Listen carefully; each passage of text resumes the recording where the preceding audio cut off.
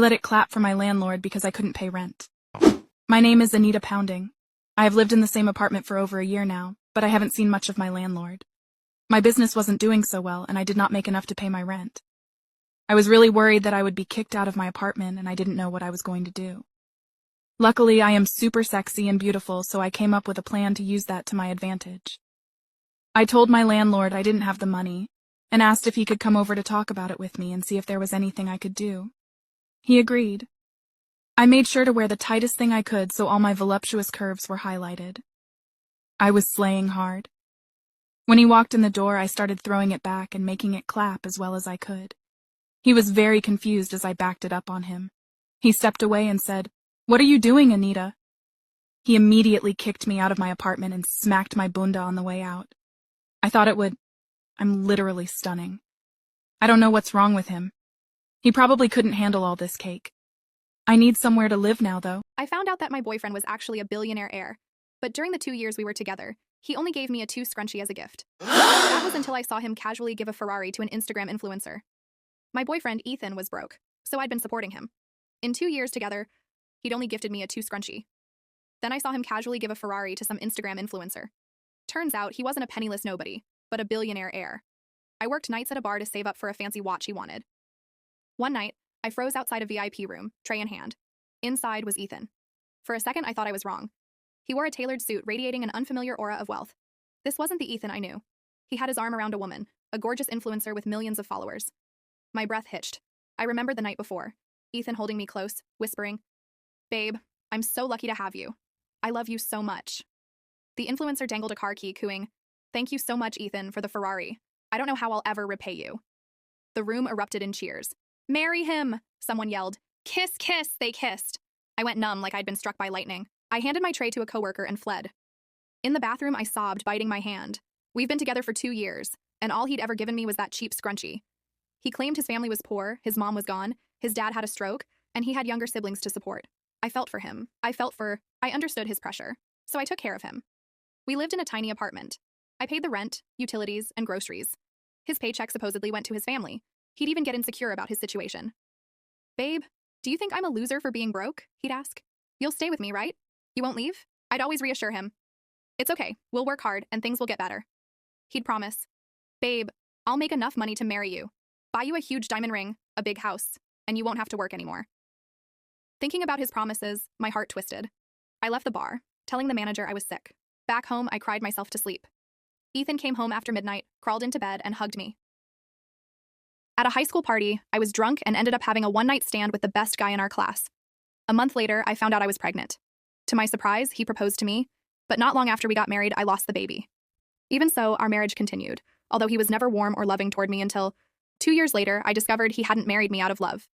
He did it to fulfill his grandfather's dying wish, and to make matters worse, he was still in love with another woman. That's when I decided I wanted a divorce. That night, after making love, I opened my mouth and said, "Mateo, we should get a divorce." My voice was soft, but I could feel his body tense in my arms. Mateo looked down at me. "Why?" he asked, with the calmness he was always known for. "We got married because of the baby, but unfortunately, the baby is no longer here." I looked him in the eyes firmly. "I've gotten used to being alone. Honestly, with or without you. It feels the same, but without you, I wouldn't have so many expectations or frustrations. I think you probably feel the same way.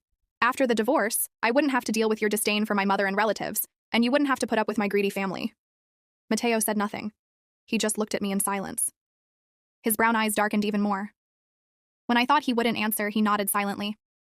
"All right." No more questions, no further explanations. It was just like when I agreed to marry him. A simple, all right. That was the Mateo I knew. I smiled at him, holding back tears, and gently buried my head in his chest, hugging him one last time. Mateo didn't react. He just let me hold him in silence. Then, I carefully pulled away. "I'm going to take a shower." Just as I was about to get up from the bed, someone grabbed my arm and pulled me back onto the soft mattress. Mateo kissed me forcefully, but seeing the panic in my eyes, he stopped. His eyes were full of anger, but little by little, he calmed down. He turned over and lay down beside me. Sleep. He closed his eyes. The next morning, when I woke up, Mateo was already gone. I began packing my things. Before leaving, I took one last look at the house where I had lived for 2 years. I left the keys and divorce papers on the table and sent Mateo a message. "I've signed the divorce papers and left them on the table. I've asked Don Suarez to handle everything. When do you have time to finalize the process? I'm leaving. Take care. Mateo was in a meeting when he received the message. As he read it, he froze. No one in the room had ever seen him so disoriented, especially his secretary, Lucia, who had known Mateo for years and had never seen him like this. Mr. Brock, Lucia whispered, trying to get his attention. Mateo glanced at her, calmly set his phone on the table, and continued talking. But just when everyone thought he was fine, he suddenly said, "This meeting is over." He grabbed his phone off the table and rushed out of the room. The others exchanged confused glances. What's wrong with Mr. Brock? Mateo went straight home. It was the first time he'd done so during work hours. The house was clean, but there was no trace of me. Everyone else was scrambling to sell their accounts. But there I was, staying up all night, saying my goodbyes to the NPCs. People joked that I'd lost it, treating NPCs like actual people. Then the day came. The game's dungeons merged with the real world, and those so-called NPCs became the ultimate bosses in reality. Sitting in my yard, fishing and enjoying a hot pot. Bosses? What bosses? Those are my buddies. The news hit like a bombshell. Sword World, the game that had taken the world by storm, was shutting down in 24 hours. The moment the announcement dropped, players everywhere rushed to sell their accounts. My roommate Sarah was no different. You should sell yours too, she urged. Might as well make some money back while you still can. But I couldn't do it. This wasn't just a game account to me. It was a reminder of everything I'd been through, a source of comfort during my hardest years. To me, it was priceless. When Sarah suggested we sell our accounts together as a bundle, I politely turned her down and logged into the game by myself. If this was the end, I wanted to say goodbye properly. After all, this game had been with me for 5 long, difficult years. I followed my usual routine. I harvested the vegetables in my little virtual garden, tidied up, and got everything in order. Then, I set off to visit the NPCs one last time. I spent every last coin in my account. I bought the stable boy his favorite pastries, picked out the perfect calligraphy set for the school teacher, and got the beggar by the city gates a new pair of straw sandals. One by one, I visited them all, bringing gifts and watching as they broke into their familiar smiles. "Thank you, hero," they said, cheerful as always. I couldn't help but smile back. "Goodbye," I whispered to the screen. "I don't think we'll meet again, but I hope you'll be okay. Take care of yourselves." Behind me, Sarah let out a loud snort. "Are you serious?" she said, rolling her eyes. "They're just a bunch of lines of code. The moment the servers shut down, they'll get deleted in an instant. Take care of themselves. You're acting like they're real people." I stayed quiet, but her mocking tone grated on me. "You've totally lost it," she continued, laughing. "Calling NPCs your friends? You need help. Like, actual help. Maybe I should tell someone, get you checked out or something." Then she reached for my phone. "Come on, stop being ridiculous. Just sell your account already. If we sell ours together, we'll get way more money." I shoved her hand away. I said no, Sarah. My voice was steady, but my patience was wearing thin.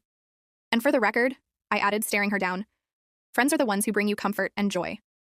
These NPCs did that for me when no one else did. So yeah, they're my friends. Deal."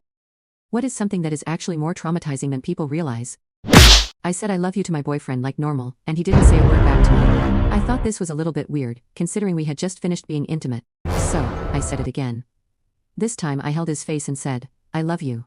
Then he proceeded to hug me and say, "I know. I heard you." This was great. That's when I thought, hold up, what's going on? Never before had he struggled so much just to say I love you. So, I looked him right in the eye and asked him, "Why aren't you saying I love you back?" Then he shattered me. He said, "Because I don't know if I do anymore." He then turned off the light and went to sleep. I had to go to the bathroom, scoop out what he left in me, and wonder if I had just lost the love of my life. Never before had he made any mention of not loving me or not being attracted to me in the slightest, so this felt like my world just turned upside down. I couldn't make up my mind. Was it me he didn't like? Was there someone else in the picture? How can a person just suddenly switch up like that? The next day he left early for work, so I couldn't talk to him about anything. But my best friend works at the same office as him, so I filled her in and asked if she would keep an eye on him. She told me no worries and got right to sneaking. She said he was chilling in the break room and drinking coffee, no one came towards him or anything. Then, suddenly he got a buzz on his phone and went to the bathroom. At this point I was sure another girl was going to go in there after him, but no, he went in there and locked it.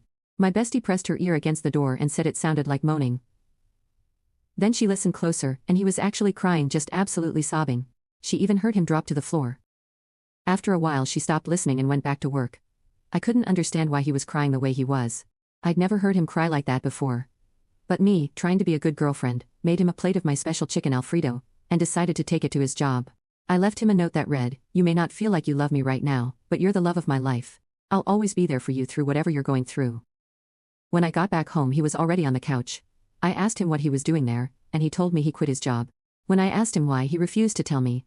Then he got up, gave me a hug, said I'm sorry, took a luggage bag from a closet, and then left. He just left without a word. I screamed at him, asking where he was going, and he wouldn't tell me. He just took his keys and drove away. That was the last time I saw him. It was over a year ago until now. When he left, I became paralyzed in my bed. I couldn't understand how someone could change so fast in a matter of days. I had expressed to him the anxiety I felt in fear of abandonment because of my father walking out on me as a kid, and now he became my greatest fear. I cried every day on the phone to my best friend, just asking. My parents offered me a car, but it came with so many restrictions that it felt more like a family car than my own. I decided to turn it down and save for my own, and now they're upset because I won't play chauffeur. I'm 16 and recently passed my driver's license test on the first try. My parents had been saying for a while that they'd get me a car when I passed, so I was thrilled. After I passed, they sat me down to discuss the car and explained their conditions. I'd need to pay for my own insurance, gas, and tolls using money from my part-time job. They'd add me to their insurance plan, but I had to cover my portion of the cost. I'd also have to drive my younger brothers, who are 14 and 11, to school, soccer practice, robotics club, and wherever else they needed to go. Twice a month, I'd need to run family errands, and all maintenance and cleaning would be my responsibility. If I got a speeding ticket or drove unsafely, my car privileges would be suspended. Additionally, I couldn't drive more than one friend at a time because they thought it would be distracting. The car wasn't really mine. It was a family car. It would stay at home for my brothers to use when they started learning to drive, and I couldn't take it to college. Initially, I was excited about the idea of having a car, but after thinking about all the restrictions, I realized I'd be spending a lot of money just to become the family chauffeur. It didn't even feel like my car, and I couldn't use it freely to hang out with friends or take it to college. I decided to rethink everything. I sat down and worked out a budget, calculating how much I'd need to spend each month on maintenance, gas, tolls, cleaning, and insurance. Then I figured out how long it would take to save for my own car, a mid-2000s sedan like a Honda Civic or Toyota Camry. Turns out, if I kept saving and working, I could buy my own car outright in 6 to 8 months. This option felt much better because I'd own the car, take it to college, and not have to chauffeur my brothers every day. Yesterday, I told my parents no thanks and explained that I'd rather keep working and save for my own car. I showed them my budget and how I plan to make it happen within 8 months. I thought they'd be proud of me for being responsible and setting a financial goal, but instead, they were upset. They said they wanted me to drive my brothers so they wouldn't have to anymore, and argued that a mid-2000s sedan wouldn't be as safe as the new Hyundai SUV they planned to buy. They also emphasized that the car was supposed to be a third family car, not just mine, and that my brothers would need it when they started driving. I feel like this is completely unfair. They're trying to give me something I don't want and acting like I have no choice in the matter. Am I the a-hole for leaving my GF, stranded in another state for cheating? Went on a vacation with my girlfriend of 5 years down to Tennessee from Michigan on winter break. My GF grew up in Tennessee until her family moved up to Michigan when she was 12.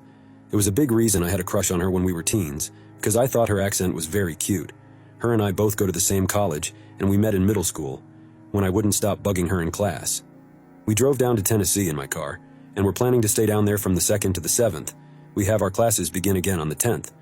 Anyways, we were having a great time. We visited a bunch of the awesome sites in Tennessee, and she showed me the town her family lived in before she moved.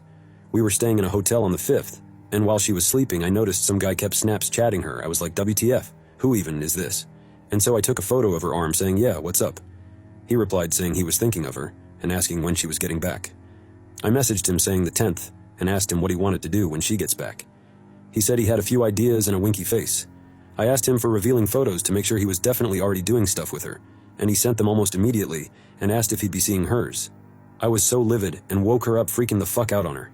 She was shocked and denied at first, but she eventually admitted they were talking but never hooked up. I told her we were done, and I started crying and freaking out. I told her I was going to sleep in the car so we wouldn't get kicked out for a noise complaint, and I left the room. When I got in my car after a good hour of thinking and ignoring her texts and calls, I decided, fuck it, I'm going home. I didn't care about my suitcase or clothes, I just started driving home. I blocked my now ex's number and drove through the night. I woke up the next morning to my ex's mom calling me freaking out about how I left her halfway across the country, and how it didn't matter what she did, it's criminal negligence to leave a girl alone in that state. Well, her parents ended up driving all the way down to get her, and now my ex came up to my house today and told me they were going to try to file a criminal case against me, and if not, that sue me for damages. I don't think I owed her a drive home. It was my car, my gas, and she cheated on me. Can I get in trouble from this? What I've read, it could be possible if I left her in a dangerous situation, but I left her in a hotel.